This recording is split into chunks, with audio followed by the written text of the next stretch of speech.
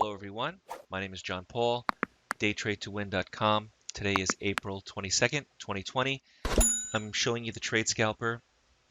Remember, trading is risky. Please do not trade with funds you cannot afford to lose, and talk to your broker before trading live. We do help you with accessing a simulator so you can practice and understand the feel of trading as if it were live before you risk any money.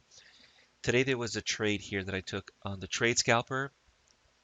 I want to show you what happened during this trade because it's important for you to understand how the market sometimes can do the same thing multiple times, but you have to be careful as a trader not to assume that the trade will give you the same profit target multiple times. So I want to show you how that works. So here we are. The market has just opened. It's about 15, 16 minutes into the session. You can see the time there on the chart, looking for an opportunity. And here it is. It's 27.72 quarter.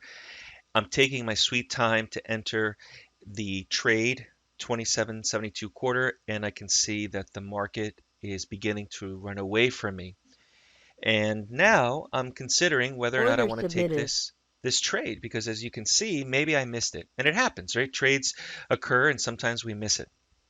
So 27.71.75 is where I placed my entry, about 2 ticks away. So I'm willing to give up 2 ticks to get in. No slippage on this because I'm using a limit order. But there's a concern. You can see that the market is beginning to run away from from my entry, and this is not a good thing. This is not something that I could tell you to hold on to it and take a trade. So now we're about 2 minutes Order filled. into it, and I'm filled at 27.71.75. Again, there's no slippage. I got within 2 ticks of my entry, which is okay. The market is volatile. Look at that Order ATR, submitted. 4 points. So I'm going to take 2 points on this trade, a little bit more than 2 points. We're going to take 2.25 points target on this trade. And this isn't too bad. This is a scalp trade. The ATR can support that distance, right? The ATR is a good 4 points, and I'm only want 2. So we're in a good shape here. And here the market touched my limit order target. This is a huge problem because now the market could easily run away from me on the opposite side. So remember, the ATR is a good measure of the stop. Don't let the market run away from you more than what you see there on the ATR. You should have at least 1 times the ATR as a stop. I always like to have a little bit more of a buffer than that, but don't let this turn into a 7 or 8 point loss. And the market is beginning to come down in my favor, and Order it hit my filled. target, and I'm out of the trade. So all this that I'm showing you here is a situation. Let me just add the text and the markers to show you. Okay.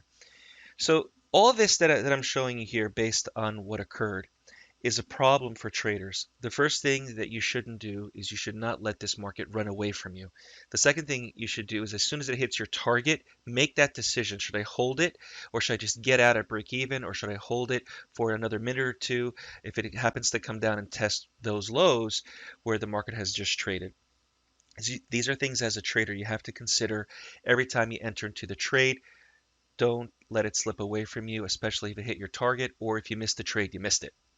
If you'd like to join the next mentorship class, April 28th, we begin. I'd like to see everyone here who wants to learn and is serious about trading join. My name is John Paul. I'll see you at the next video.